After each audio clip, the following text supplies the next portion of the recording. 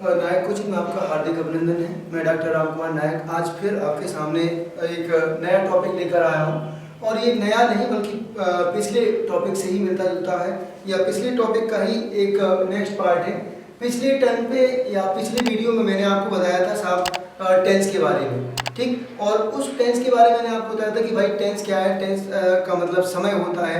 और टेंस के बारे में अगर देखा जाए तो टेंस 3 प्रकार का होता था, ठीक। और ये तीन प्रकार के जो टेंस थे वो 12 सब टेंस में बांटे गए थे। उनमें मैंने आपको प्रेजेंट इंडेफिनिट, पास्ट इंडेफिनिट और फ्यूचर इंडेफिनिट के बारे में जानकारी दी थी। तो आज आपका टॉपिक है साहब कंटीन्यूअस टेंस। और कंटीन्यूअस टेंस में सबसे पहले हम बात करेंगे साहब प्रेजेंट कंटीन्यूअस टेंस की, ठीक है। तो प्रेजेंट कंटीन्यूअस टेंस की बात करेंगे। यहाँ पर मैं आपको बताना चाह रहा हूँ कि सबसे पहले जब हम टेंस की बात करते हैं या टेंस पढ़ते हैं या उसके बारे में जानकारी करना चाहते हैं तो सबसे पहले हम देखते हैं कि साहब उसकी पहचान क्या है, आइडेंटिटी। तो यहाँ पर देखिए कि साहब प्रेजेंट कंटीन्यूअस टेंस की आइडेंटिटी अगर हिंदी में लिखा हुआ है तो रहा है, रही है, रहे हैं या फिर हुआ है, हुई है, हुए, ये हिंदी सेंटेंस में लिखा होगा, दैट्स ओके। और अगर ये आपको अंग्रेजी में लिखा हो तो साहब is, am, are plus verb की फर्स्ट फॉर्म में आईएनजी।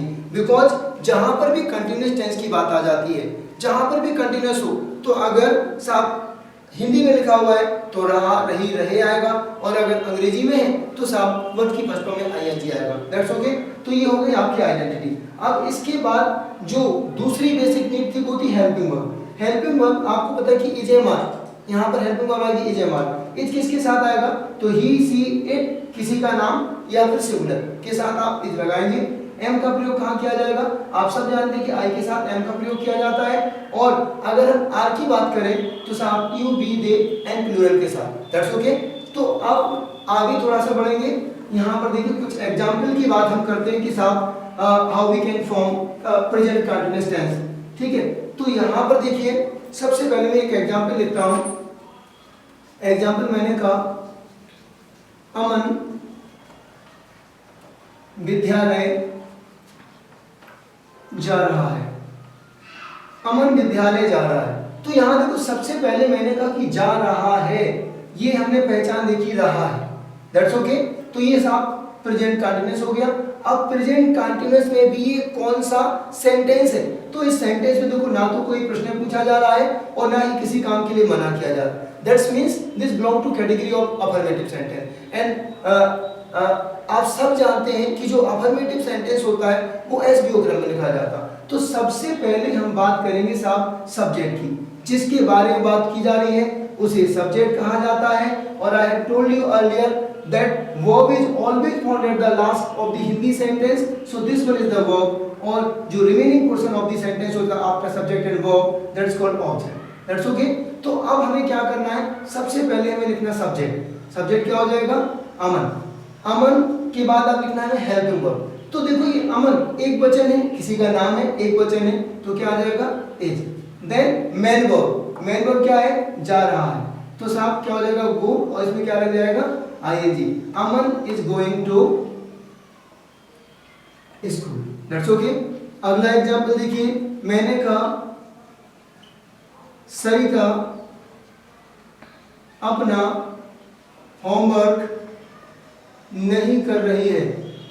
सरिता अपना होमवर्क नहीं कर रही है। तो यहां देखो नेगेटिविटी आ गई है, इसका मतलब कि ये नेगेटिव सेंटेंस है और नेगेटिव सेंटेंस है तो साहब नेगेटिव सेंटेंस में आपको no, not, never, helping verb के बाद रखना है, दैट्स ओके। तो यहां पर सबसे पहले हम क्या लिखेंगे, सब्जेक्ट हो गया आपका सरिता। सरिता एक वचन है इसलिए क्या आ जाएगा इज आएगा।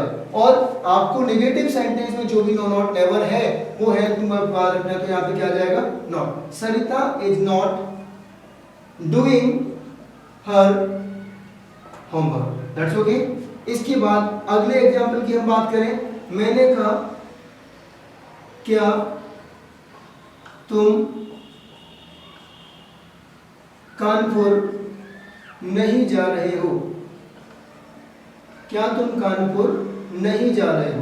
अब यहां देखो साहब सबसे पहले क्या लिखा हुआ है, पीछे प्रश्नवाचक चिन्ह लगा है, दैट मींस ये इंट्रोगेटिव सेंटेंस हो गया। अब इंट्रोगेटिव सेंटेंस में कौन सा है, सिंगल इंट्रोगेटिव है या डबल इंट्रोगेटिव है, तो ये डिपेंड करेगा कि साहब सेंटेंस किस चीज से शुरू हुआ है, क्या से। यहाँ पर अगर कोई सेंटेंस हिंदी में क्या से शुरू हो रहा है और पीछे प्रश्नवाचक चिन्ह लगा है, दैट्स मींस कि it belong to category of single interrogative sentence. और आप सब जानते हैं कि सिंगल इंट्रोगेटिव सेंटेंस की अंग्रेजी हेल्पिंग वर्ब से शुरू होती है। हेल्पिंग वर्ब इज होगी, एम होगी या आर होगी, डिपेंड करेगा सब्जेक्ट। सब्जेक्ट कौन है? तुम। तो इसके साथ क्या आएगा? Are you. अब देखो नेगेटिविटी होती है, जब भी इंट्रोगेटिव में नेगेटिविटी होती है that always comes after the subject, so you have to put not here. यहां पर क्या आ जाएगा? Not. Are you not, then main verb आ जाएगा, गोइंग टू कानपुर, और फिर प्रश्नवाचक चिन्ह आ जाएगा। तो क्या हो गया? Are you not going to Kanpur. अब यहां पर देखो, आगे देखिए, डबल इंट्रोगेटिव सेंटेंस की हम बात करते हैं। तो मैंने कहा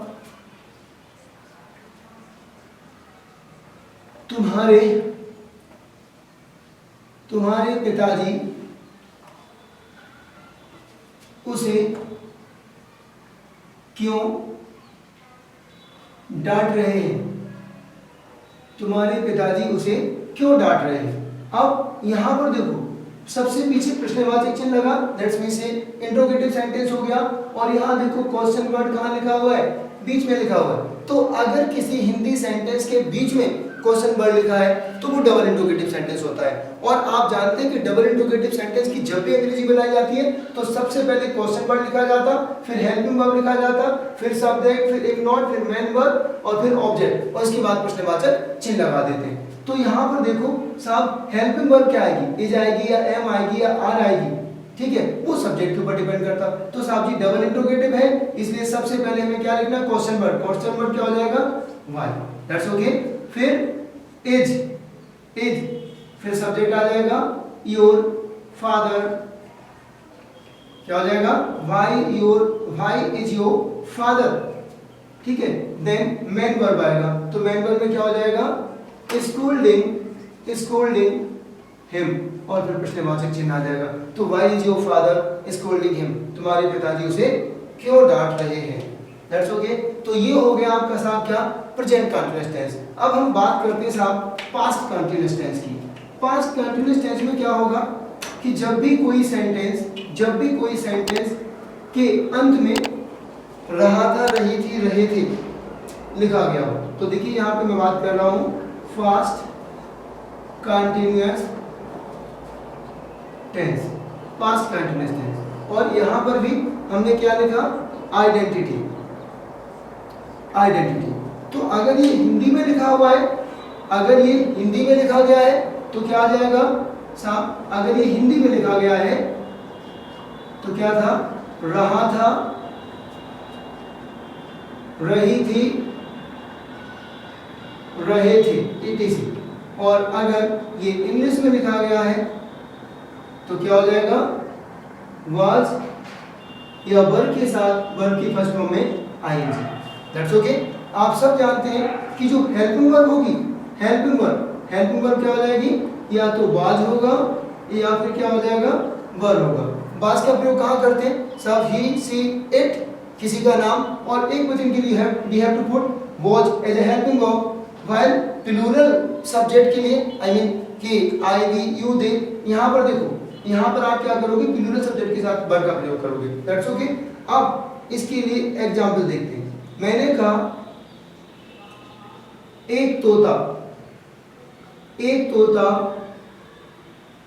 पेड़ पर बैठा हुआ था। यहां देखो हिंदी मैंने कहा रहा था, रही थी, रहे थे। अगर यहां देखा जाए तो हुआ था, क्या लिख सकते हैं? हुआ था, हुई थी और हुए थे, ये भी इसकी पहचान होती है। तो देखो हुआ था, यहाँ पर क्या आया? हुआ था। सबसे पहले मैंने सेंटेंस में देखा कि साहब एक तोता पेड़ पर बैठा हुआ था, तो पास्ट कंटीन्यूअस टेंस हो गया। और पास्ट कंटीन्यूअस टेंस में भी क्या हो गया? Affirmative sentence. और जब अफर्मेटिव सेंटेंस हो गया तो सबसे पहले आपने क्या लिखना है साहब? सब्जेक्ट लिखना है। सब्जेक्ट क्या हो जाएगा? A parrot. Then helping verb क्या हो जाएगा? वाज। फिर मेन वर्ब क्या हो जाएगा? Sitting on the tree. क्या हो जाएगा? A parrot was sitting on the tree. तो ये अफर्मेटिव सेंटेंस हो गया आपका पास्ट कंटीन्यूअस टेंस का। इसके बाद हम बात करेंगे साहब नेगेटिव सेंटेंस कैसे बनाया जाएगा इसका। तो नेगेटिव सेंटेंस को देख लीजिए। मेरा दोस्त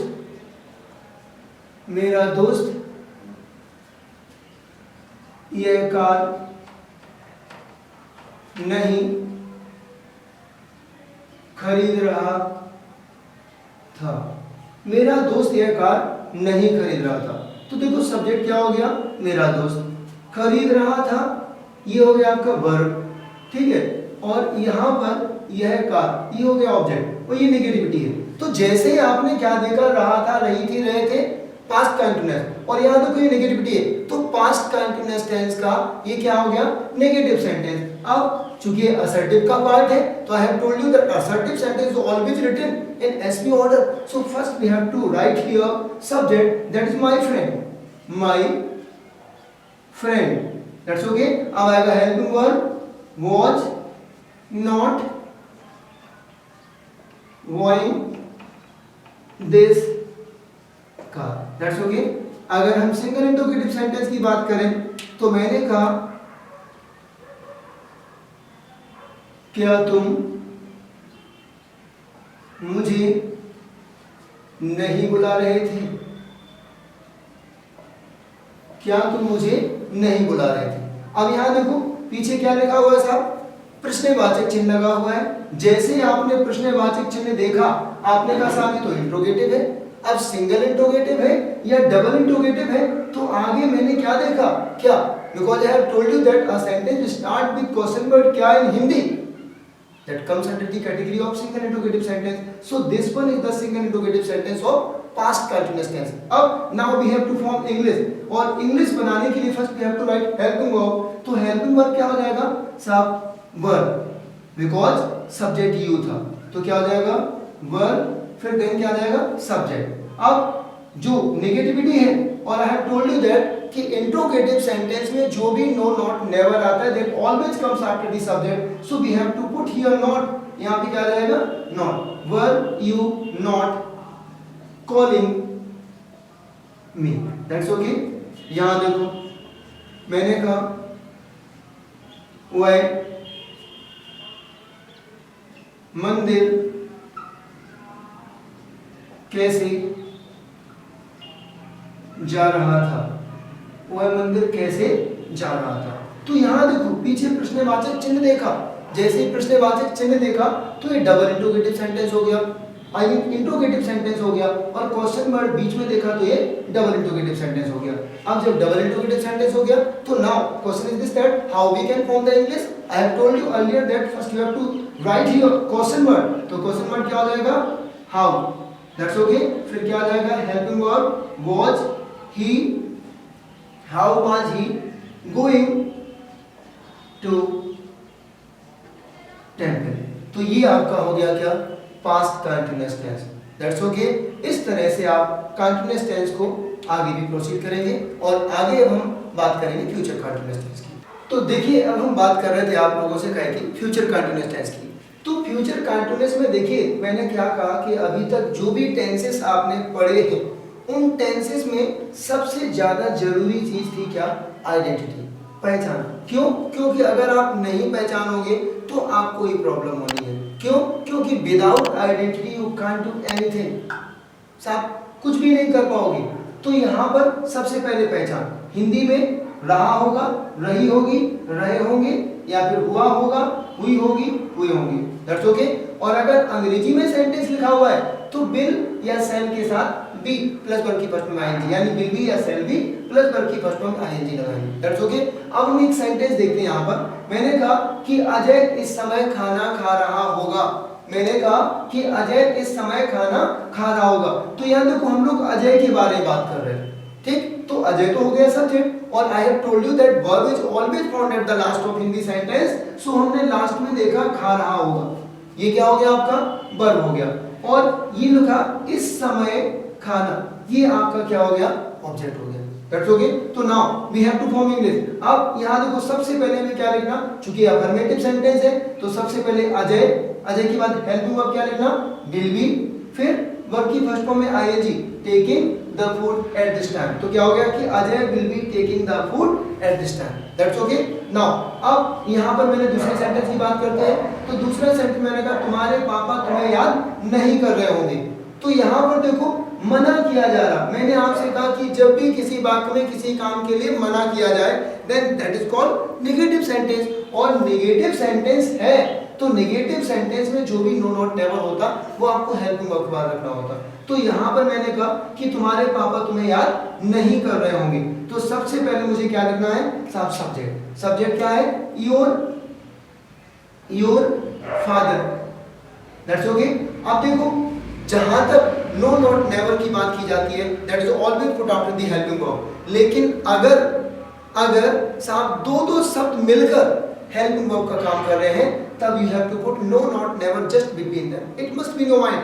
ये आपको अपने दिमाग में अच्छी तरह से बिठा लेना है कि जब भी दो शब्द मिलकर हेल्पिंग वर्ब का काम कर रहे हैं ऑन दैट टाइम जो भी नो नॉट नेवर होता है वो हमेशा उन दोनों शब्दों के बीच में रखा जाता है। तो योर फादर, अब यहाँ देखो क्या हो जाएगा विल नॉट बी, तो देखो मैंने क्या लिखा will not be remembering, main verb आ जाएगा रिमेम्बरिंग, ठीक है रिमेम्बरिंग, और यहाँ पे क्या हो जाएगा यू, तुम्हारे पापा तुम्हें याद नहीं कर रहे होंगे, दैट्स ओके।